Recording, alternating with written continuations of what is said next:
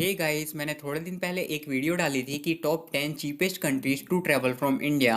And उसमें मैंने 10 सबसे सस्ते देशों के बारे में बताया था कि ऐसे कौन से सबसे सस्ते देश हैं जिनको आप इंडिया से विजिट कर सकते हो बहुत कम दाम में। लेकिन उस वीडियो में मैंने ऊपर ऊपर से सारी चीज़ें बता दी थी। बट इस वीडियो में मैं इंडिया से उन सभी देशों में जाने के लिए सबसे सस्ते फ्लाइट्स और वहाँ रहने के लिए सबसे सस्ते होटल्स और वहाँ का वीज़ा कैसे ले, इसके बारे में बात करेंगे। और सिर्फ बोल के ही नहीं बताऊंगा, लेकिन आपको सामने सर्च करके भी दिखाऊंगा। तो बिना किसी देरी के इस वीडियो को स्टार्ट करते हैं गाइज। और स्टार्ट करने से पहले मैं बता देता हूँ कि वीडियो लंबी होगी, इसलिए मैंने डिस्क्रिप्शन में टाइम स्टैम्प्स दे रखा है। और आपको जिस पार्ट को देखना है वो सीधा आप उस पार्ट में स्किप करके देख सकते हो। तो गाइज, उस वीडियो में मैंने जो पहली कंट्री बताई थी उसका नाम था थाईलैंड। और हम पहले वीज़ा के बारे में बात करेंगे, देन हम फ्लाइट्स के बारे में बात करेंगे और लास्ट में हम होटल्स के बारे में बात करेंगे। तो गाइज, थाईलैंड इंडियंस को वीज़ा ऑन अराइवल देता है। अब वीज़ा ऑन अराइवल का मतलब है कि जब आप थाईलैंड के एयरपोर्ट पर जाओगे, वहाँ दो तीन इंटरनेशनल एयरपोर्ट है शायद, लेकिन बैंकॉक वाला मेन है। एंड इंडिया से बैंकॉक की डायरेक्ट फ्लाइट मिलती है। तो जब आप बैंकॉक के एयरपोर्ट पर जाओगे तो वहाँ पर आपको वीज़ा ऑन अराइवल के काउंटर्स दिख जाएंगे। एंड वहाँ आपको एक फॉर्म भर के अपना वीज़ा ले लेना है। और आपके पास अपना passport, confirm return ticket, sufficient funds का प्रूफ, कुछ फोटोग्राफ्स और होटल बुकिंग्स लगेगा गाइज। और थाईलैंड वीज़ा ऑन अराइवल की फीस 2000 थाई बात होती है, जो कि शायद 4000 या 4200 इंडियन रुपीस होता है। अभी तो खैर रुपीस का रेट बढ़ गया तो ज़्यादा भी हो सकता है। और एक बार वीज़ा मिलने के बाद आप थाईलैंड में 14 डेज तक स्टे कर सकते हो। लेकिन थाईलैंड के गवर्नमेंट कुछ दिनों में इंडियंस को 30 डेज का भी वीज़ा ऑन अराइवल देने का प्लान कर रहा है। और शायद अक्टूबर या नवंबर 2022 से ये अप्लाई भी हो जाएगा गाइस। अब गाइस, इंडिया टू थाईलैंड की फ़्लाइट के बारे में बात करने के लिए हम आ गए हैं अपने कंप्यूटर स्क्रीन पर। और इंडिया टू थाईलैंड मैंने सर्च कर दिया है, इकोनॉमी में सर्च कर रहे हैं, वन वे फ्लाइट है। डेट मैं आपको एक बार दिखा देता हूँ कि कैसे टाइप से सर्च हुआ है। नवंबर में 1 नवंबर से 30 नवंबर के बीच में जो फ्लाइट होगी वो हमको दिखा दिया जाएगा। और आज का डेट आप देख सकते हो, जब वीडियो शूट हो रही है 27 तारीख को शूट हो रही है सितंबर में। ठीक है। तो फिर एक दो महीने बाद की जो फ्लाइट है वो इतना रेट का आपको दिखा रहा है, लेकिन इतना ज़्यादा नहीं होता। मैं एक बार आपको सर्च करके दिखा देता हूँ। तो यहाँ पे अपन सर्च पे क्लिक करते हैं, उसके बाद देखते हैं कि रिजल्ट क्या आता है। तो देखो, बैंकॉक की जो फ्लाइट है वो 7700 की मिल रही है हमको इंडिया से। पुकेत की मिल रही है अपने को 9000 की। कराबी से मिल रही है 9000 की। और ये सब आप देख सकते हो अपने हिसाब से। मैं फ़िलहाल आपको बैंकॉक की फ़्लाइट सर्च करके दिखा देता हूँ, क्योंकि वहीं पे ज़्यादातर इंडियंस बैंकॉक से ही एंटर करते हैं।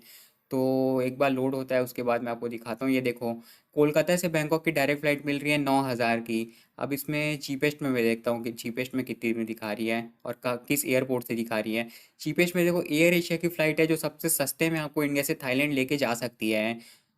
एयर एशिया की जो फ़्लाइट है वो सबसे सस्ती होती है। इसके बाद आता है थाई एयरवेज़ का, वो थोड़ा महंगा होता है गाइस। तो अब आपको ध्यान रखना है कि आप थाई एयरवेज़ की या एयर इंडिया की ये सब वाली फ़्लाइट बुक मत करो। स्पाइस जेट की भी फ़्लाइट देख लो, बहुत महंगी है। और इंडिया से थाईलैंड जाने में लगभग वही 2 से ढाई घंटा लगता है, 2 घंटा 15 मिनट गाइस, तो ज़्यादा टाइम भी नहीं लगता है। अब इसके बाद थाईलैंड के बारे में होटल चेक करने के लिए हम आ गए यहाँ अपने booking.com पर। और एक बार मैं यहाँ पे सर्च कर देता हूँ थाईलैंड, फिर मैं आपको दिखाता हूँ। यहाँ पे मैं सर्च कर देता हूँ। नेटवर्क शायद थोड़ा स्लो है इसलिए हो नहीं रहा है। मैं एक बार आपको होने के बाद दिखाता हूँ। तो यहाँ पे गाइस ये लोड हो गया है। थाईलैंड मैंने सर्च कर दिया है, 12 से 13 अक्टूबर के बीच में डेट है। एडल्ट 1, 0 चिल्ड्रेन और एक रूम, यहाँ पे मैं सर्च करता हूँ। और मैं अभी आपको booking.com से सर्च करके दिखा रहा हूँ। अगर आप चाहो तो आप अगोडा से भी सर्च कर सकते हो, क्योंकि अगोडा में भी अच्छा सस्ते सस्ते होटल्स आपको मिल जाएंगे। लेकिन फ़िलहाल मैं आपको booking.com से दिखा रहा हूँ। और मेरे हिसाब से अगोडा में ज़्यादा सस्ते होटल्स मिलते हैं। तो ये एक एवरेज अच्छा रूम का कॉस्ट है, मतलब 2000 1700। और इसमें टैक्स अलग से जुड़ता है, अगर आप इसमें ध्यान दो तो 345 रुपये अलग से टैक्स लगा है। तो आपको ये तो देना ही पड़ेगा, उसके नीचे जो टैक्सेस है उसको भी देना पड़ेगा गाइस। तो यहाँ ये तो खैर महंगे होटल से मैं आप चीपेस्ट वाला आपको दिखाता हूँ। देखो, यहाँ पे क्लिक करके लोएस्ट फर्स्ट पे जब आप क्लिक करोगे तो वो आपको सबसे सस्ते सस्ते होटल्स वो दिखाना चालू कर देगा। तो अब देखो आपको थाईलैंड में कितने का होटल मिल रहा है। 86 + 8 8 रुपीज़ का, बहुत सस्ता सस्ता, मतलब 90 95 रुपये में से शुरू हो रहा है। 165 रुपये का। और इसमें आपको टैक्स भी इंक्लूडेड ही है, मतलब अलग से टैक्स नहीं देना है। ये सब डॉर्मेटरी रूम्स होते हैं जहाँ आपको बेड, मतलब एक ही रूम में बहुत सारे बेड होते हैं, हॉस्टल टाइप का। ऐसा टाइप का होटल्स आपको थाईलैंड में बहुत सस्ते सस्ते में मिल जाएगा गाइस। अब गाइस, उस वीडियो में दूसरे नंबर का जो देश था उसका नाम था इंडोनेशिया। और इंडोनेशिया जाने के लिए भारतीयों को कोई वीज़ा लेना नहीं पड़ता। और आप इंडोनेशिया में वीज़ा फ्री एंट्री लेके 30 डेज तक घूम फिर सकते हो। और वीज़ा फ्री एंटर करने के लिए आपको अपना पासपोर्ट चाहिए होगा, जो कि 6 मंथ तक वैलिड होना चाहिए। रिटर्न टिकट होना चाहिए आपके पास, या फिर ऑनवर्ड टिकट भी हो सकता है। मान लो आप वापस इंडिया आ रहे हो तो आपके पास रिटर्न टिकट होना चाहिए। और मान लो आप ऑनवर्ड और कहीं जा रहे हो, जैसे इंडोनेशिया से थाईलैंड या फिलीपींस जा रहे हो, तो आपके पास ऑनवर्ड टिकट होना चाहिए और उस देश का वीज़ा होना चाहिए जहाँ आप जा रहे हो। और आपके पास होना चाहिए होटल बुकिंग्स। और कुछ केसेस में, मतलब एकदम रेयर केसेस में, वो लोग आपको पैसा शो करने भी बोल सकते हैं कि आपके पास सफिशिएंट फंड्स है कि नहीं। मतलब वो लोग आपसे पैसा लेंगे नहीं, लेकिन सिर्फ फंड्स का प्रूफ दिखाने बोलेंगे, तो वो आप दिखा देना गाइस। अब गाइस इंडिया से इंडोनेशिया की फ़्लाइट सर्च करने के लिए हम वापस आ गए कंप्यूटर स्क्रीन पर। और हर देश का फ़्लाइट मैं आपको ऐसी सर्च करके दिखाऊंगा। तो यहाँ पे इंडिया से इंडोनेशिया अपन सर्च कर लेते हैं। और जो फ़्लाइट का डेट है उसको वैसे ही रहने देते हैं, 1 नवंबर से अपना 30 नवंबर तक का। और यहाँ पे एवरेज फ़्लाइट आपको दिख जाता है, एवरेज फ़्लाइट कॉस्ट कितना होता है। एक बार ये लोड हो जाता है फिर मैं आपको दिखा दूंगा। देखो देखो, इंडोनेशिया का शायद डायरेक्ट फ़्लाइट नहीं मिलता, इसलिए थोड़ा महंगा है, 12,000 13,000। खैर मैं आपको एक बार सर्च करके दिखा देता हूँ, फिर पता चल जाएगा कि चीपेस्ट फ्लाइट कितने का मिल रहा है और किस एयरपोर्ट से मिल रहा है। तो इंडोनेशिया में आपको इतने सारे जो प्लेसेस हैं वहाँ की आपको फ़्लाइट मिल जाएगी। वहाँ का कैपिटल सिटी जकार्ता है। लेकिन अगर आप चाहो तो सबसे चीपेस्ट में आप मैदान में भी जा सकते हो, और फ्लाइट ज़्यादा एक्सपेंसिव नहीं है। तो मैं आपको जकार्ता का ही फ़्लाइट सर्च करके दिखा देता हूँ। तो यहाँ पे मैंने जकार्ता पे क्लिक कर दिया है, और ये लोड होने के बाद चीपेस्ट फ्लाइट हमको स्कूट एयरलाइन की मिल रही है। लेकिन ये एक स्टॉप है, और मेरे ख्याल से शायद सिंगापुर में इसका स्टॉप होगा। एक बार मैं दिखा देता हूँ आपको। देखो, स्कूट एयरलाइंस तिरुवनंतपुरम से सिंगापुर जाएगा, और सिंगापुर से आपको इंडोनेशिया लेके जाएगा। लेकिन तिरुवनंतपुरम एकदम साउथ में पड़ जाता है, इंडिया के बहुत ज़्यादा साउथ में। तो अगर आप चाहो तो दिल्ली विल्ली से भी सर्च करके एक बार आप खुद से सर्च करके देख सकते हो। बाकी जो चीपेस्ट फ्लाइट है वो आपको 13 से 14 हज़ार की मिल जाएगी गाइस, इंडिया टू जकार्ता की। मैं आपको एक बार दिल्ली से भी सर्च करके दिखा देता हूँ। गाइस दिल्ली से मैंने फ़्लाइट सर्च किया था, लेकिन वहाँ रिजल्ट नहीं आ रहा था, तो मैं मुंबई से करके दिखा दे रहा हूँ। तो मुंबई से पहले आपको हैदराबाद जाना पड़ेगा, हैदराबाद से आप सिंगापुर जा सकते हो, सिंगापुर से जकार्ता। और आप ट्रांजिट करके भी जा सकते हो सिंगापुर एयरपोर्ट से, या फिर कुआलालंपुर एयरपोर्ट से भी आप मलेशिया से ट्रांजिट करके जा सकते हो, तो उसमें कोई दिक्कत नहीं है। अब वही बात करें इंडोनेशिया में होटल्स के बारे में, तो मैं यहाँ पे इंडोनेशिया सर्च कर लेता हूँ पहले, उसके बाद आपको दिखाता हूँ। तो देखो, इंडोनेशिया पे क्लिक कर दिया, डेट मैं वही छोड़ दिया हूँ 12 से 13 अक्टूबर, एक दिन का। एडल्ट को मैं कर देता हूँ एक। उसके बाद मैं सर्च करके आपको दिखाता हूँ कि इंडोनेशिया में एवरेज फ्लाइट उसका होटल का कॉस्ट क्या है। साउथ ईस्ट एशियन कंट्रीज़ में एक्चुअली ना होटल का स्टे बहुत मतलब सस्ता ही होता है। ये तो खैर आपको महंगा महंगा दिखा रहा है, लेकिन मैं चीपेस्ट फर्स्ट पे क्लिक करूँगा ना, तो आपको दिख जाएगा। लेकिन आप ये भी एक बार नज़र मार लो इस पे भी, 2,000 2,500 10,000 7,000, इतना महंगा महंगा दिखा रहा है। खैर अपन चीपेस्ट फर्स्ट में क्लिक करके देखते हैं एक बार। लोएस्ट फर्स्ट पे मैं चीपेस्ट फर्स्ट बोल रहा था, कि अब देखते हैं अब कितना प्राइस आता है। तो अब देखो, 135 रुपये का ये खैर टेंट वाला हाउस है, ट्री हाउस है, ये सब बेकार है। मैं आपको ढंग का हॉस्टल दिखा देता हूँ। ये देखो, यहाँ से चालू होता है 216 रुपये से। उसके बाद ये देखो, 237 का रूम का, वो भी देख सकते हो फोटो। तो ये सारी जो अच्छी अच्छी होटल्स हैं ना इंडोनेशिया में, वो 250 300 400 से चालू हो जाता है। देखो ये वाला रूम कितना मस्त दिख रहा है, 243 का। लेकिन अगर आप बाली में जाओगे, ये तो इंडोनेशिया में अलग अलग प्लेसेस का है, लेकिन अगर आप बाली इंडोनेशिया में जाओगे तब वहाँ होटल का रेट हो सके तो थोड़ा महंगा पड़ जाएगा। मैं वहाँ का भी दिखा देता हूँ एक बार। अब गाइस मैंने यहाँ पे बाली सर्च कर दिया है, देखो डेट मैंने वही डाला है। और बाकी में देखो, आपको 200 250 में रूम मिल रहा था, लेकिन बाली में आपको 400 से रूम स्टार्ट हो रहा है, 400 500। तो बाली मतलब थोड़ा एक्सपेंसिव जगह हो जाता है। और इंडोनेशिया में सबसे अच्छा जगह भी घूमने के लिए बाली ही है, जकार्ता, बाली, ये सब जगह। ठीक है गाइस। अब गाइस बात करते हैं उस लिस्ट की थर्ड कंट्री के बारे में, जिसका नाम था मालदीव। और गाइस ये देश भी इंडोनेशिया की तरह इंडियंस को वीज़ा फ्री एंट्री देता है। और थाईलैंड में वीज़ा लेने के टाइम तो 2,000 थाई बात देना पड़ता था, पेमेंट करना पड़ता था आपको। वो आपको मालदीव में करने की कोई ज़रूरत नहीं है। वीज़ा ऑन अराइवल तो आपको देंगे, लेकिन फ्री ऑफ कॉस्ट रहेगा। और आपको मालदीव का वीज़ा एयरपोर्ट पर ही दे दिया जाएगा। एंड आपको उसके लिए ज़रूरत होगी आपके इंडियन पासपोर्ट की, जो शायद कम से कम 1 या 2 महीने के लिए वैलिड होना चाहिए रहता है। बाकी कंट्री 6 मंथ्स का मांगती है, लेकिन मालदीव इंडियंस को शायद 1 या 2 मंथ्स की वैलिडिटी मांगती है। और आपको चाहिए होगा कंफर्म रिटर्न टिकट और prepaid hotel bookings guys, and health registration का क्यूआर कोड आईमुगा वाला। और इन सब रिक्वायरमेंट्स को फुलफिल करने के बाद आपको एंट्री मिल जाएगी गाइस। अब गाइस इंडिया टू मालदीव की फ्लाइट सर्च करने के लिए फिर आ गए अपने कंप्यूटर स्क्रीन पर। यहाँ पे मैंने डाल दिया है इंडिया से Maldives one way economy class. और डेट मैंने फिर वही डाला है, आप एक बार देख लो कि एवरेज यहाँ पे कितना दिखाता है। kiwi.com स्काई, आप ना जब फ्लाइट सर्च करोगे तो स्काई स्कैनर से करना, वो उसमें बहुत ज़्यादा सस्ती फ्लाइट दिखाती है। मैं फिलहाल कीवी में कर रहा हूँ, क्योंकि मेरे ब्राउज़र में स्काई स्कैनर अटक जाता है। तो एवरेज देखो, आपको 8 8,500 9,000 ऐसी फ़्लाइट मिल रही है। नो रिटर्न कर दिया हूँ, मैं यहाँ पे सर्च करता हूँ तो हमको दिख जाएगी कि बेस्ट फ़्लाइट कितने की मिल रही है। इंडिया में मालदीव में सिर्फ शायद 2 ही एयरपोर्ट है, माले एयरपोर्ट जो कि वहाँ की कैपिटल है, और ये गान करके कुछ है। तो मैं माले एयरपोर्ट का रेट आपको दिखा देता हूँ। तो यहाँ चीपेस्ट में अपने क्लिक करके रखा हुआ है। एक बार लोड होने के बाद मैं आपको दिखाता हूँ कि कितने की मिल रही है। अभी पॉज कर रहा हूँ। तो गाइस ये लोड हो गया है और देखो कोची एयरपोर्ट से माले एयरपोर्ट की जो फ्लाइट है वो हमको 8,500 रुपये की मिल रही है। अब जो कोचीन एयरपोर्ट है वो भी एकदम साउथ साउथ में हो जाता है। तो मुंबई की विस्तारा ऑपरेट करती है मुंबई से माले की, जो कि लगभग 9,000 की फ़्लाइट आपको मिल रही है, जो आपको 2 घंटे 45 मिनट में इंडिया से मालदीव्स पहुंचा देगी। और दिल्ली से बात करें तो दिल्ली का भी मैं आपको एक बार सर्च करके दिखाई देता हूँ। और गाइस देखो मैंने यहाँ दिल्ली से माले की सर्च कर रखा है, लेकिन दिल्ली से माले का ना कोई फ्लाइट दिखा नहीं रहा है, पता नहीं क्यों।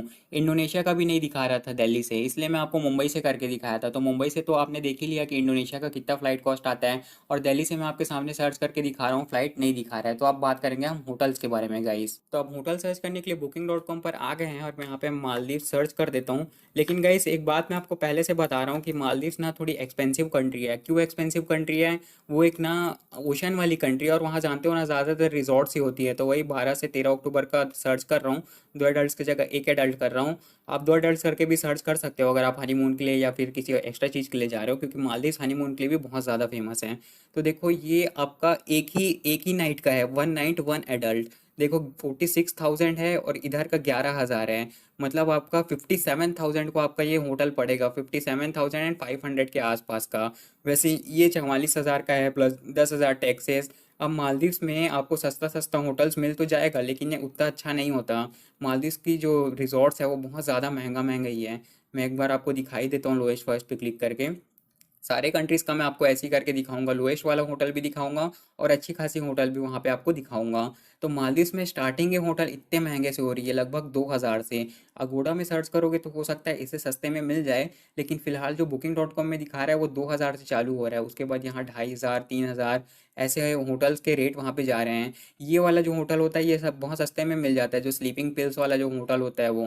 लेकिन यहाँ पे भी वो भी बहुत ज़्यादा महंगे रेट का है। तो 12,000 और ये 800, मतलब लगभग लगभग आपको 2,000 2200 से मालदीव्स में होटल रिजॉर्ट मिलना चालू हो जाएंगे गाइस। ये सब रिजॉर्ट्स होते हैं महंगे महंगे, वहाँ पे हॉस्टल्स नहीं होते ज़्यादातर। अब गाइस उस लिस्ट की फोर्थ कंट्री थी फिलीपींस, एंड ये देश इंडियंस को 2 तरीके की वीज़ा देता है। एंड स्टिकर वीज़ा के बारे में इस वीडियो में हम बात नहीं करेंगे, क्योंकि फिलीपींस का स्टिकर वीज़ा का रिक्वायरमेंट्स बहुत ज़्यादा है और बहुत हार्ड होता है फिलीपींस का वीज़ा लेना। और उसको इस वीडियो में इंक्लूड करेंगे तो वीडियो वैसे भी बहुत लंबी है, और उसको इंक्लूड करेंगे स्टिकर वीज़ा के रिक्वायरमेंट्स को तो और ज़्यादा लंबी हो जाएगी।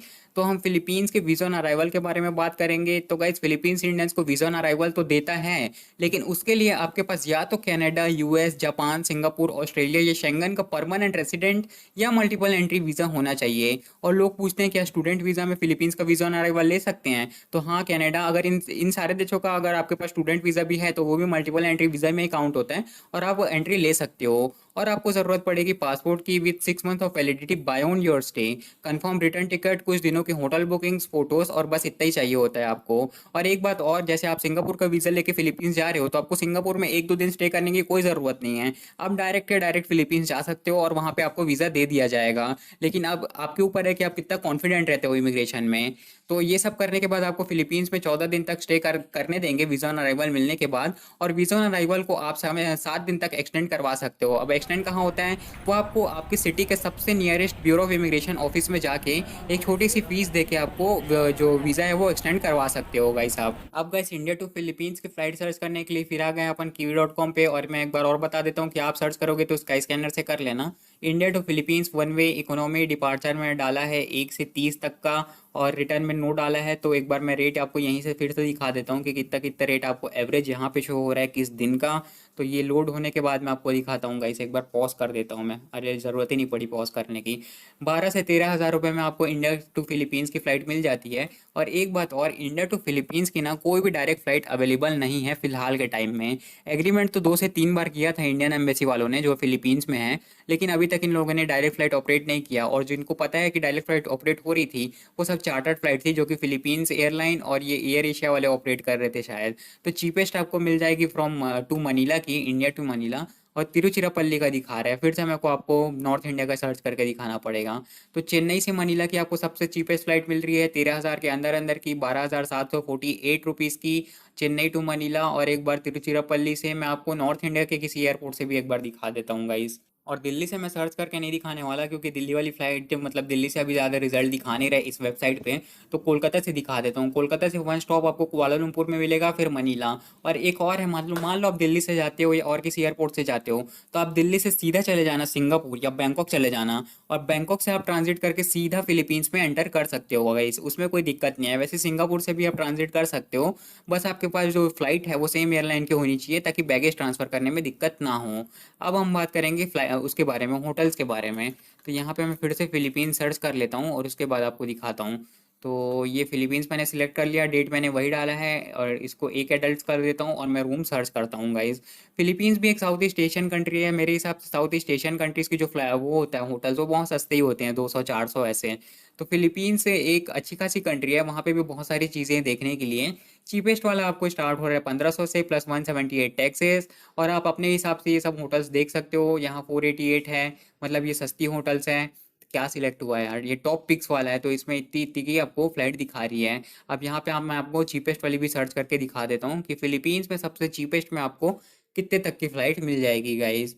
तो यहाँ पे ये सर्च हो रहा है।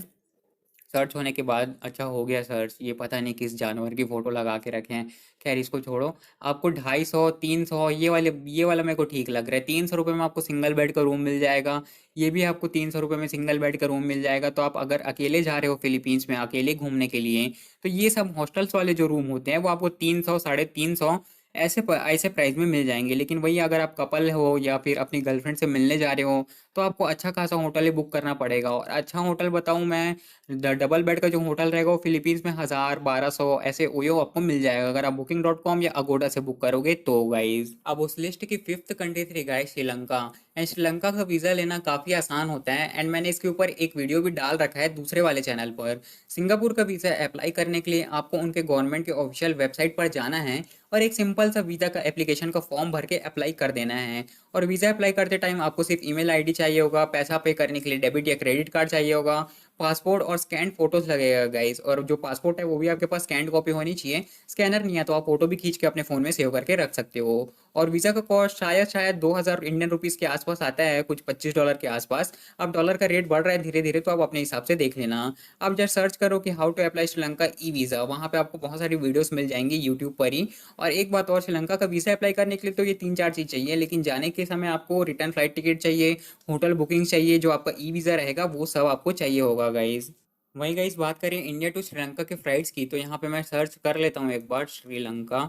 तो यहाँ मैंने श्रीलंका सिलेक्ट कर लिया है। 1 नवंबर से 30 नवंबर का वही डेट डाल दिया है। यहाँ से मैं आपको फिर से एक बार दिखा देता हूँ कि रेट क्या क्या आ रहा है। उसके बाद मैं सर्च करके दिखाता हूँ। तो एवरेज मेरे को लगता है चेन्नई से 6000 तक की फ़्लाइट मिल जानी चाहिए, 6 से 7 हज़ार की। और दिल्ली से कोलंबो तक की 8000 तक मिल जानी चाहिए।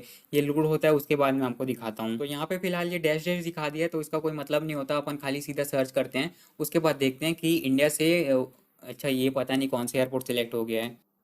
तो अब मैंने गाइस यहाँ पे श्रीलंका का एयरपोर्ट सिलेक्ट कर लिया है, कोलंबो एयरपोर्ट का।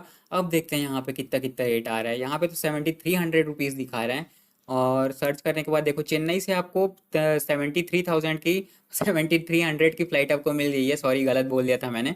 अब देखो चेन्नई से तो इतनी सस्ती सस्ती मिल रही है, लेकिन आपको देखना है मुंबई और दिल्ली से। तो मैं एक बार पहले से मुंबई से सर्च करके दिखाता हूँ, फिर आपको दिल्ली से सर्च करके दिखा दूंगा। तो यहाँ पहले मैंने मुंबई से सर्च कर लिया है, और मुंबई से देखो आपको उसी वही रूट से जाना पड़ेगा शायद। मुंबई से पहले आपको चेन्नई जाना है, और चेन्नई से आपको कोलंबो जाना है, क्योंकि चेन्नई से बहुत ज़्यादा सारी फ़्लाइट्स मतलब ऑपरेट होती रहती है श्रीलंका के लिए, क्योंकि ये दोनों बहुत पास पास में हैं।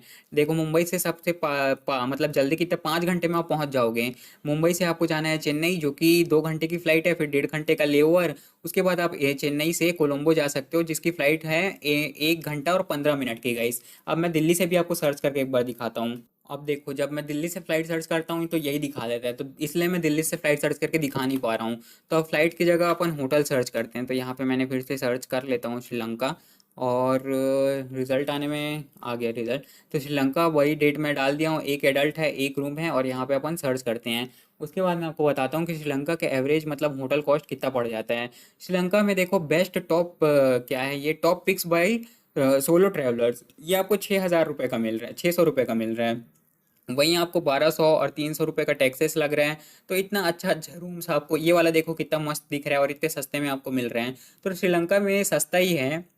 लेकिन बात ही वो है, वहाँ पे अभी कुछ चल रहा है ना शायद, कुछ लड़ाई वड़ाई हो गया था या गरीबी का कुछ चल रहा है श्रीलंका में, तो अभी जाने के लिए वहाँ का माहौल उतना ज़्यादा ठीक नहीं है। चीपेस्ट में आप हॉस्टल्स में देखोगे तो बंक बेड मिलेगा आपको 100 रुपये से स्टार्टिंग हो जाएगा श्रीलंका में। उनकी करेंसी शायद हमारे आसपास ही होगी, याद नहीं है मेरे को कितना है। तो इतने इतने रेट में आपको वहाँ पे होटल्स मिल जाएंगे गाइस। और मैं आपको अच्छा अच्छा महंगा महंगा भी अगर होटल दिखाऊँ एक बार, इसका महंगा होटल आपको दिखा देता हूँ। स्टार्स रेटिंग लोएस्ट फर्स्ट में दिखाता हूँ आपको क्या है, क्योंकि अगर ज़्यादा स्टार मिला होगा ना उस होटल को तो ज़्यादा अच्छा होगा। तो ये आप देख लो, ये वाला है, ये शायद उसके बीच बीच के आसपास होगा, इसलिए इतना महंगा होटल्स आपको दिखा रहा है। तो ये सब आप अपने से भी सर्च करके देख सकते हो गाइस। हमको आगे की कंट्रीज़ के बारे में बात करना है, वीडियो बहुत लंबी बनेगी ये वाली, क्योंकि तो गाइस हमारे लिस्ट की जो 6th कंट्री थी उसका नाम था कंबोडिया। अब कंबोडिया भी इंडियंस को ई वीज़ा की फैसिलिटी प्रोवाइड करता है, एंड सेम श्रीलंका की तरह आपको कंबोडिया का भी वीज़ा ऑनलाइन मिल जाएगा। और मैंने इसी चैनल पर कंबोडिया के बारे में एक डिटेल वीडियो भी डाला हुआ है, अगर आप चाहो तो उस वीडियो को देख सकते हो, एंड मैं मेरी सारी डिटेल्ड वीडियोस का लिंक डिस्क्रिप्शन में डाल दूंगा। तो कंबोडिया का वीज़ा भी आपको 36 यूएस डॉलर्स का मिल जाएगा, जिसमें से $30 आपका वीज़ा का फीस होगा और $6 होगा प्रोसेसिंग फीस, जो कि लगभग 3000 इंडियन रुपीज़ का होता है। और ये एक सिंगल एंट्री वीज़ा होगा, मतलब आप इस वीज़ा को एक ही बार यूज़ कर सकते हो, और एक एक बार वीज़ा लेके आप 30 डेज तक वहाँ स्टे कर सकते हो। और वैलिडिटी इस वीज़ा की होती है 3 मंथ्स की, मतलब 3 महीने के अंदर अंदर आपको इस वीज़ा को यूज़ करना ही है, और एक बार यूज़ करने के बाद आप वहाँ 30 डेज तक स्टे कर सकते हो गाइज। अब गाइस हम फ्लाइट्स के बारे में बात करेंगे, लेकिन एक बात और बताना था कि कंबोडिया का, वियतनाम का, जितना भी वीडियो में मैंने ई वीज़ा के बारे में बताया है, उसका जो पोर्टल होगा ना वो आपको मैं डिस्क्रिप्शन में लिख के दे दूंगा। आप डायरेक्ट उस लिंक को क्लिक करना, उसके बाद ई वीज़ा पोर्टल आपका खुल जाएगा, आप वहाँ से अपना वीज़ा अप्लाई कर सकते हैं। अब इंडिया टू कंबोडिया की फ़्लाइट मैं सर्च कर रहा हूँ, और एक बात और, इंडिया टू कंबोडिया की कोई भी डायरेक्ट फ़्लाइट अवेलेबल नहीं है। तो रेट मैं आपको एक बार यहीं से दिखाने की कोशिश करता हूँ कि एवरेज रेट आपका क्या आ रहा है, उसके बाद मैं आपको सर्च करके भी दिखा दूंगा। तो देखो 12 13 14 ऐसी 13,000 तक आपको एवरेज फ्लाइट मिल जाएगा, कोई बहुत बड़ी बात नहीं है। साउथ ईस्ट एशियन कंट्रीज़ की फ़्लाइट इसके आसपास ही मिल जाती है। देखो 11-12 हज़ार की आपको मिल रही है फेनोम फेन, जो कि है कंबोडिया का कैपिटल सिटी। सीएम रिप में भी देखने लायक बहुत सारी चीज़ें हैं। फिलहाल मैं आपको फेनोम फेन का सर्च करके दिखा देता हूँ। चीपेस्ट तो अपने को 12,000 से मिल रहा है, लेकिन किस एयरपोर्ट से मिल रहा है वो तो देखा जाए एक बार। तो यहाँ पे ये गाइस लोड हो रहा है। कोलकाता से आपको देखो एक स्टॉप में मिल रहा है। अब मैं दिल्ली मुंबई से तो दिखाने वाला नहीं हूँ, क्योंकि बहुत मतलब वहाँ से फ्लाइट वाइट दिखाता नहीं है। तिरुचिरापल्ली से भी 13,000 का मिल रहा है। खैर कोलकाता से देखते हैं। 6 घंटा 25 मिनट में आपको ये फ्लाइट बैंकॉक के थ्रू मतलब फेनोम फेन पहुँचा देगा। पहले कोलकाता से बैंकॉक जाना पड़ेगा, वहाँ 2 घंटे 40 मिनट का लेओवर है। और एक बात और, ये जो 2 घंटे 40 मिनट का लेओवर है ना, ये ज़रूरी है, क्योंकि आपको मतलब वो चेंज करना पड़ेगा जो फ्लाइट, तो डीएमके एयरपोर्ट पर ही है। ऐसा नहीं है, कई बार क्या होता है बैंकॉक में आपको उसमें बीकेके एयरपोर्ट में पहुंचा देगा, उसके बाद जो नेक्स्ट फ्लाइट होती है वो डीएमके एयरपोर्ट से कर देते हो। तो इस केस में ऐसा नहीं है। तो कंबोडिया की जो फ्लाइट है आपकी, वो आपको 12,000 तक मिल जाएगी गाइस, इंडिया से वन वे वाली। ठीक है, ये बात आप ध्यान रखना। मैं वन वे वाली फ्लाइट सर्च कर रहा हूँ। अब होटल सर्च करने के लिए अपन फिर से आ जाते हैं booking.com पर, और यहाँ पे मैं फिर सर्च कर देता हूँ कंबोडिया। और मेरे हिसाब से साउथ ईस्ट एशियन कंट्रीज़ का जितना सारा वो होता है ना होटल का कॉस्ट, वो लगभग सेम ही होता है। मैं आपको एक बार सर्च करके दिखा देता हूँ। 1 एडल्ट 0 चिल्ड्रन 1 रूम। आप जब खुद से सर्च करोगे तो स्काई स्कैनर का यूज़ करना फ्लाइट्स के लिए, और होटल्स के लिए आप यूज़ कर सकते हो अगोडा का। ठीक है गाइस। कंबोडिया में इतना महंगा महंगा होटल्स दिखा रहा है 5,000 का, और ये 1,000 का, 1100 का, 4,000 का। ये रिजॉर्ट्स होते हैं, ये खाली महंगे होते ही हैं। तो एक बार इस पे भी नज़र डाल ही लिया करो, क्योंकि अगर सस्ते में मिल रहा है तो आप वो भी ले सकते हो। वही लोएस्ट फर्स्ट पे अगर आप क्लिक करेंगे तो आपको बेहतरीन होटल्स देखने को मिल जाएंगे बहुत सस्ते सस्ते में। ये देखो 163 रुपीज़ में आपको डॉर्मेट्री रूम्स मिल रहे हैं। मैं अगर कहीं भी जाता हूँ ना गाइस, तो मैं डॉर्मेट्री रूम्स उतना ज़्यादा प्रेफर नहीं करता, क्योंकि वहाँ पे अपना जो बैग होगा, जो 20 kg का बैग लेके जाओगे, उसको सबके साथ में ही रखना पड़ता है। तो वहाँ अगर वो बैग भी लेके जा रहे हैं तो भी मेरा बैग 3 साढ़े 3 4 हज़ार रुपये का सिर्फ तो बैग ही होता है। सामान चोरी नहीं होगा, खाली बैग चोरी हो जाएगा तो भी बहुत दिक्कत हो जाएगा। 4 4 हज़ार रुपये का तो बैग होता है। तो आप यहाँ पे रेट देख सकते हो, 200 250 300 इतने का मिल रहा है। तो अगर आपको अकेले रहना है तो आप सिंगल रूम भी बुक कर सकते हो। यहाँ पे आप देख सकते हो बेड इन डॉम है, वंक बंग बेड। तो इसमें आपको एक ही रूम में बहुत सारे लोग रहते हैं, बाहर बाहर से आके सबका सामान एक ही जगह पड़े रहता है, तो उस केस में थोड़ा दिक्कत होता है गाइज। और हमारे लिस्ट में उसके बाद जो कंट्री था गाइज, अभी तक हमने 6 कंट्रीज के बारे में बात कर लिया है, 6 या 7 कंट्रीज के बारे में। फर्स्ट अपना Thailand, Indonesia, Philippines, Cambodia, Maldives और श्रीलंका, मतलब 6 देश के बारे में बात कर लिए हैं। 5 या 6 देश, और ये उसके बाद का देश है वियतनाम। तो वियतनाम भी सेम कंबोडिया और श्रीलंका जैसे ई वीज़ा की फैसिलिटी प्रोवाइड करता है इंडियंस को। एंड वियतनाम के बारे में मैंने एक डिटेल वीडियो डाल रखी है इसी चैनल पर, उसका थंबनेल मैं स्क्रीन में डाल दूंगा और ये वीडियो का लिंक इस वीडियो के डिस्क्रिप्शन में है। और इसका जो वीज़ा अप्लाई करने का लिंक है, जो पोर्टल, वो भी इसी वीडियो में दिया गया है।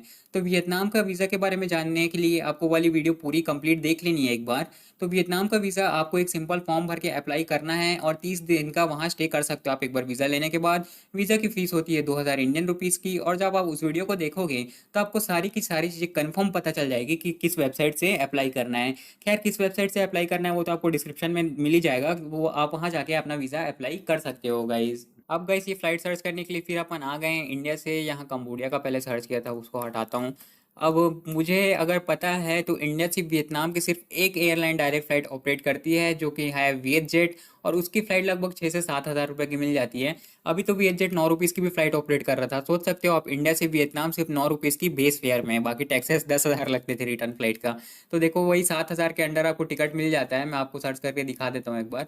इस बार मैंने डेट 3 नवंबर का डाल दिया है। वियतनाम में आपको दा नांग, फुकोक और यहाँ कहाँ कहाँ की फ़्लाइट मिल रही है। होचिंग मिंग सिटी की, हानोई की। हानोई वहाँ की कैपिटल सिटी है और होचिंग मिंग वहाँ की बिगेस्ट सिटी है गाइस। तो दनांग की अपन फ्लाइट देखते हैं कितना है, क्योंकि एक बार आप जैसे वियतनाम में एंटर कर लिए ना, उसके बाद आप कहीं भी डोमेस्टिक ट्रेवल कर लो, वो चीप ही रहेगा। अब देखो, ये वेबसाइट अभी दिल्ली से फ्लाइट की दिखा रही है, दिल्ली से। इतनी देर तक सर्च कर रहा था तो नहीं दिखा रहा था।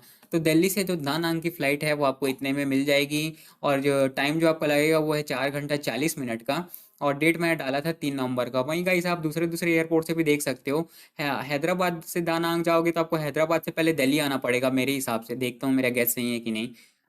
हैदराबाद से हानोई, हानोई से दानांग, मतलब गलत हो गया मेरा गैस। हैदराबाद से हानोई की भी डायरेक्ट फ्लाइट मिलती है, जो कि आपको 7 8 9 ऐसी हज़ार में मिल जाएगी। अहमदाबाद से आप जाओगे तो इसमें हो सके तो फिर हानोई, मतलब ऐसा गई था, अगर आप अहमदाबाद से हानोई जाओगे ना डायरेक्ट, तो भी आपको 7 हज़ार ही पड़ेगा। क्यों? क्योंकि ये वाली जो फ्लाइट है आपको हानोई से दानांग की, वो आपको देना नहीं पड़ेगा। अब मैं एक एक बार में मतलब ज़्यादा सर्च करके दिखाऊंगा तो वीडियो और बहुत ज़्यादा लंबी हो जाएगी।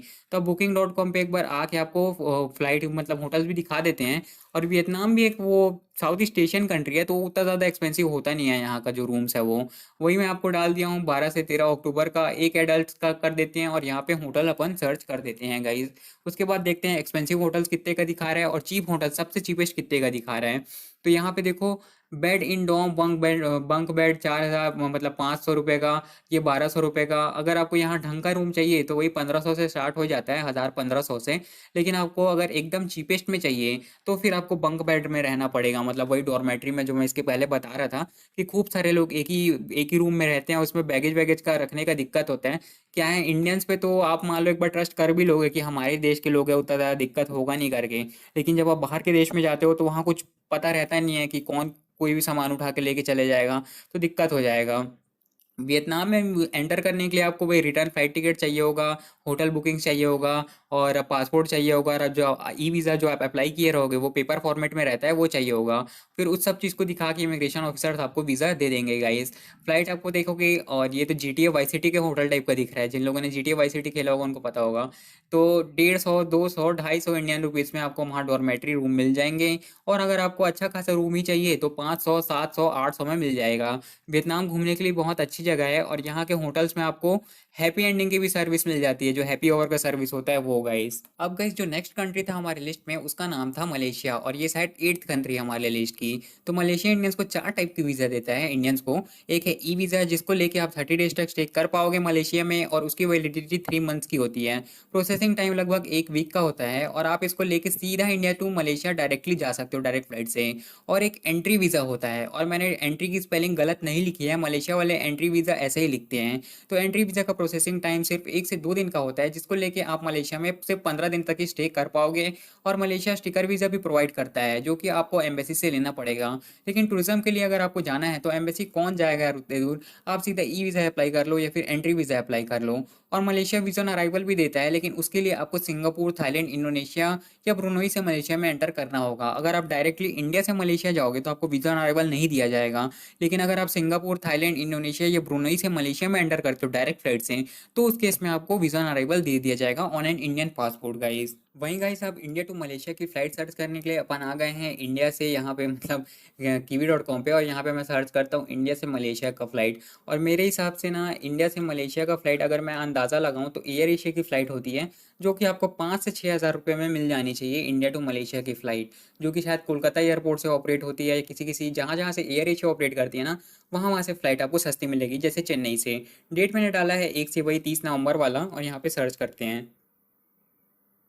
देखो कुआलालंपुर की फ़्लाइट आपको 9 हज़ार की मिल रही है। ये इतना ज़्यादा महंगा तो नहीं होना चाहिए, पर पता नहीं है इतना ज़्यादा महंगा क्यों दिखा रहा है। खैर एक बार सर्च करके देखते हैं, क्या पता एयर एशिया की फ़्लाइट आपको मिल जाएगी।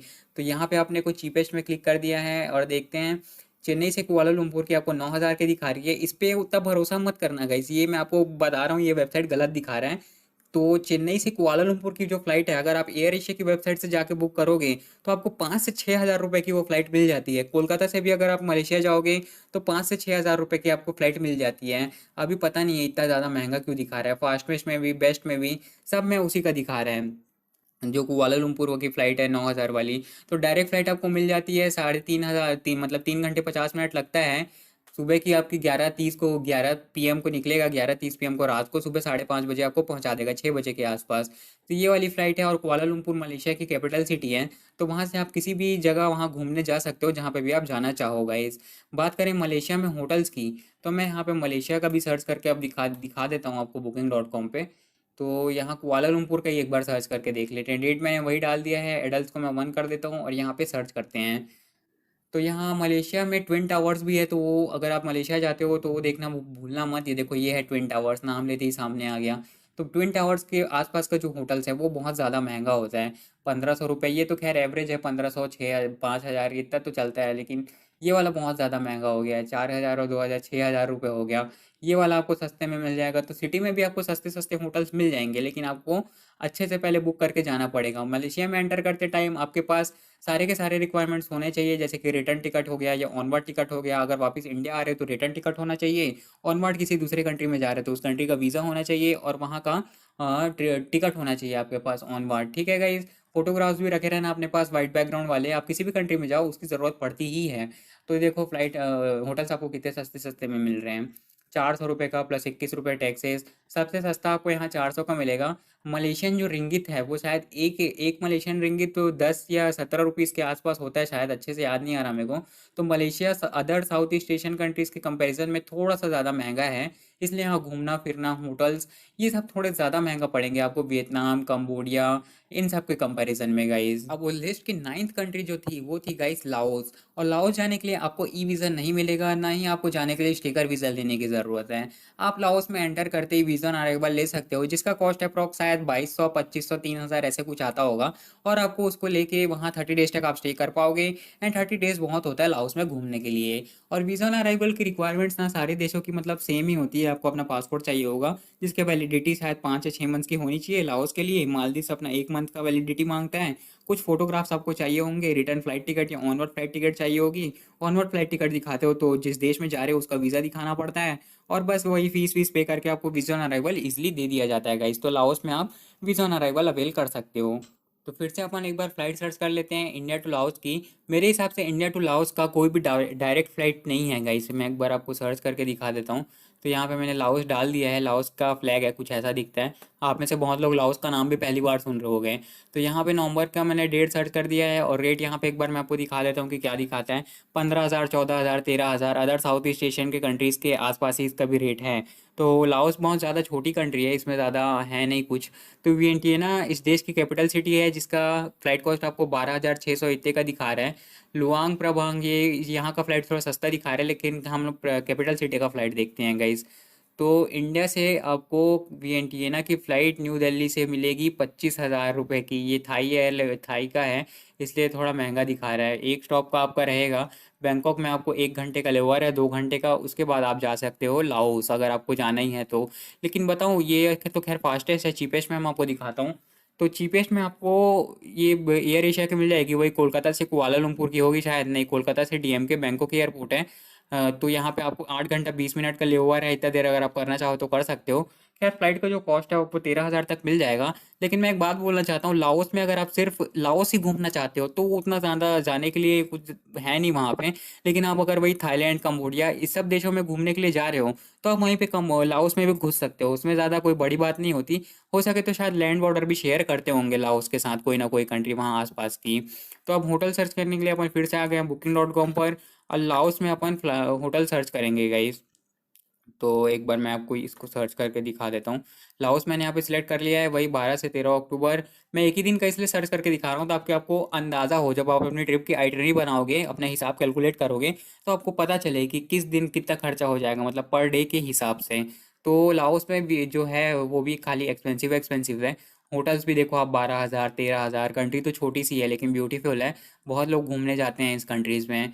तो ये आप रेट देख सकते हो गाइज, इतना महंगा महंगा होटल्स है, हमारे बस की तो बात है नहीं। तो अपन एक काम करते हैं, चीपेस्ट लोएस्ट फर्स्ट पे फिर से क्लिक करते हैं, प्राइस लोएस्ट फर्स्ट। अब ये हमारे लायक होटल सर्च करके दिखाएगा हमको। तो लोड हो रहा है अभी। लोड होने के बाद देखो 300 रुपये, 300 रुपये, 300 रुपये, 300 के आसपास ही, 350 रुपये, 400 रुपये हैं। तो मेरे हिसाब से अगर आप लाओस जाते हो तो आपको कम से कम 400 से 500 वाले होटल्स में रुकना चाहिए। वो होटल्स में, रिजॉर्ट्स तो खैर महंगे ही होते हैं। अगर आप होटल्स में रुकना चाहते हो तो डॉर्मेट्री आपको मिल जाएगा 300 साढ़े 300 में लाओस में। ये वाली बेड अच्छी होती है, जो कुशन वाली होती है, डबल बेड ऊपर नीचे वाला, इसमें अपना अपना सामान ऊपर रख सकते हो, उसमें ज़्यादा दिक्कत होता नहीं है गाइज। अब गाइज लास्ट कंट्री थी इजिप्ट, और इसका वीज़ा लेना थोड़ा मुश्किल है क्योंकि ये देश इंडियंस को ना ही ई वीज़ा देता है और ना ही वीज़ा ऑन अराइवल देता है। और अगर आपको यहाँ जाना है तो आपको स्टिकर वीज़ा ही लेना होगा इनके एम्बेसी से, जिसके लिए आपको खूब सारे डॉक्यूमेंट सबमिट करने होंगे, जैसे कि original passport with 6 months of validity, visa application form जो आपको इंटरनेट से मिल जाएगा, उसको आपको भर के सबमिट करना होता है, फोटोग्राफ चिपकाने होते हैं उसमें, पर्सनल कवरिंग लेटर कि आप वहाँ किस दिन जाओगे, क्या करोगे, कितना सफिशिएंट फंड्स का प्रूफ, ये सब आपको देना पड़ता है। Original bank statement with bank seal of last 6 months, confirm air tickets और hotel reservation of your entire stay. Philippines अगर आप जाओगे तो 1-2 दिन का होटल बुकिंग दिखा देना आप, उसके बाद आप वापस मतलब इमिग्रेशन क्लियर हो जाता है। लेकिन यहाँ वीज़ा लेने के टाइम में आपको होटल बुकिंग से एंटायर स्टे का दिखाना पड़ेगा। तो ये सब डॉक्यूमेंट्स कलेक्ट करके आपको किसी वीज़ा एजेंट के पास जाना होगा, या फिर आप अपना वीज़ा अकबर ट्रैवल से भी अप्लाई कर सकते हो। वो लोग 4800 रुपीज़ चार्ज करते हैं अकबर ट्रैवल वाले, सिंगल एंट्री वीज़ा का। और आप इसे 30 डेज तक स्टे कर पाओगे इजिप्ट में। इसकी प्रोसेसिंग टाइम थोड़ी ज़्यादा है गाइस, 10 से 15 दिन लग जाते हैं वीज़ा आने में इजिप्ट का गाइस। अब गाइस हम बात करें इंडिया टू इजिप्ट के फ़्लाइट्स के बारे में, तो इंडिया टू इजिप्ट के फ़्लाइट हम यहाँ पे सर्च करने के लिए अपने कंप्यूटर स्क्रीन पर आ गए हैं, और यहाँ पे अपन सब सर्च कर देते हैं इजिप्ट। और आवाज़ अभी थोड़ी दबी दबी आ रही होगी, उसके लिए सॉरी। तो यहाँ पे इजिप्ट में अपन सर्च कर दिया है नवंबर 1 से नवंबर 30 का, और यहाँ पे मैं सर्च करता हूँ गाइस। अब इजिप्ट की फ़्लाइट अपन, इजिप्ट की कैपिटल सिटी है कायरो, और इंडिया टू कायरो की जो फ़्लाइट है वो 17,152 रुपीज़ की दिखा रही है। तो यहाँ पे अपन इसी को एक बार क्लिक करके देखते हैं कि न्यू दिल्ली से कायरो की फ़्लाइट इतने की मिल रही है तो कितना टाइम लगता है वहाँ जाने के लिए। तो कनेक्शंस टू कायरो में अपन यहाँ पे देखो सर्च कर लिए हैं इंडिया टू कायरो, एक स्टॉप है, और ये फ्लाईनास की फ़्लाइट है जो कि मैं पहली बार देख रहा हूँ। तो न्यू दिल्ली से रियाद जाएगी, रियाद है सऊदी अरेबिया में। सऊदी अरेबिया से एक कितना घंटा, 2 घंटा 45 मिनट का लेओवर है, वहाँ से कायरो जा सकते हो। मतलब शायद इंडिया टू इजिप्ट की भी कोई डायरेक्ट फ़्लाइट अवेलेबल नहीं होगी फ़िलहाल में, इसलिए ये वन स्टॉप वाली फ़्लाइट दिखा रहे हैं। तो उससे भी जा सकते हो गाइज़। आप तिरुवनंतपुरम से जाना है तो वो भी एक स्टॉप में आपको फ़्लाइट मिल जाती है। अबू धाबी में लेओवर होगा, अबू धाबी है अपना यूएई में, ठीक है। तो सऊदी और यूएई ये दो ऐसी कंट्रीज़ है जहाँ से आप ट्रांजिट करके जा सकते हो। तिरुवनंतपुरम से जाना है तो अबू धाबी में है 1 घंटे का लेओवर। उसके बाद अबू धाबी से आप जा सकते हो कायरो, जो कि 4 घंटा 15 मिनट का पड़ेगा। और टोटल जो आपको फ़्लाइट का आइटनरी होगा वो कितने देर पड़ेगा मैं आपको बता देता हूँ। 10 घंटे का आपका टोटल फ़्लाइट का आइटनरी पड़ेगा गाइस। वही होटल सर्च करने के लिए अपन आ गए हैं अपने Booking.com पे, और यहाँ पे मैं सर्च कर देता हूँ इजिप्ट। इजिप्ट में क्या यार, पिरामिड्स पिरामिड्स है, तो देखते हैं अपना कायरो, कायरो में सर्च करते हैं। डेट मैंने डाला है 12 से 13, और एडल्ट को मैं 1 कर देता हूँ, और यहाँ पे अपन सर्च करते हैं गाइस। तो ये सर्च हो रहा है, और सर्च होने के बाद ये यहाँ पे आप देख सकते हैं 1,900 रुपये का आपको होटल मिल रहा है, जहाँ से आप पिरामिड सीधे सीधे देख सकते हो। तो अगर ये वाला चाहिए, पिरामिड क्या है, इंटरनेशनल इन ऐसे कुछ है होटल का नाम, कायरो हाउस मिल रहा है आपको, ये थोड़ा सस्ता है। तो ये एवरेज होटल प्राइस है अपना कायरो में। कायरो है इजिप्ट की कैपिटल सिटी गाइज। और वहीं पे अगर अब मैं आपको चीपेस्ट में दिखाऊं तो चीपेस्ट में देखते हैं वहाँ क्या मिलता है। और एक बात और, इजिप्ट में स्कैम बहुत सारा होता है। मैं एक बार यूट्यूब में वीडियो देख रहा था, एक अमेरिकन आदमी को किसी ने स्कैम कर दिया था ऊँट पे बैठाने के चक्कर में। तो ये सब चीज़ों में मत पड़ना अगर आप वहाँ इजिप्ट में जाते हो तो। तो ये चीपेस्ट वाला सर्च करता है, उसके बाद मैं आपको दिखाता हूँ गाइस। तो ये चीपेस्ट वाला सर्च हो गया है, 250 रुपये 300 रुपये में आपको इजिप्ट में रूम मिल जाएगा। तो और एक बात और, आपको ये ऑनलाइन ही बुक करना है। मान लो आप इसी होटल में ये रेट देख के वहाँ आप जाके दिखाओगे कि इतने में तो ऑनलाइन मिल रहा है, तो वो लोग नहीं मानते हैं। तो आपको यहाँ से बुक कर लेना है पहले। वैसे भी वीज़ा अप्लाई करने के लिए आपको होटल बुकिंग्स चाहिए होगा गाइस। तो इजिप्ट में आपको इतने सस्ते सस्ते में होटल्स मिल जाएंगे, और जो फ़्लाइट का रेट है वो मैंने आपको बता दिया। 18,000 15,000 इतने में आपको मिल जाएगा, 17,000 इतने में न्यू दिल्ली से कायरो की। और ये वन वे फ्लाइट है, इकोनॉमी क्लास वाली गाइस, ठीक है। तो हमने इस वीडियो में इंडिया से उन सारे देशों के फ्लाइट्स और होटल के कॉस्ट के बारे में बात कर लिया है गाइस। और इन 10 देशों में Thailand, Indonesia, Maldives, Philippines, Malaysia और लाओस, ये सभी कंट्रीज आपको वीज़ा ऑन अराइवल की फैसिलिटी और वीज़ा फ्री स्टे करने की फैसिलिटी प्रोवाइड करता है। लेकिन अब जब जैसे फिलीपींस में जाओगे और मलेशिया में जाओगे, तो इन दो कंट्रीज़ की कुछ स्पेशल रिक्वायरमेंट्स है। जैसे फिलीपींस में जाओगे तो उन 5-6 कंट्रीज़ का वीज़ा आपके पास होना चाहिए, परमानेंट रेजिडेंट परमिट होना चाहिए। मलेशिया में जाओगे तो ब्रुनई से एंटर करना पड़ेगा, सिंगापुर या इंडोनेशिया से एंटर करना पड़ेगा, और कंबोडिया, वियतनाम, श्रीलंका, ये तीनों कंट्रीज़ आपको ई वीज़ा देता है।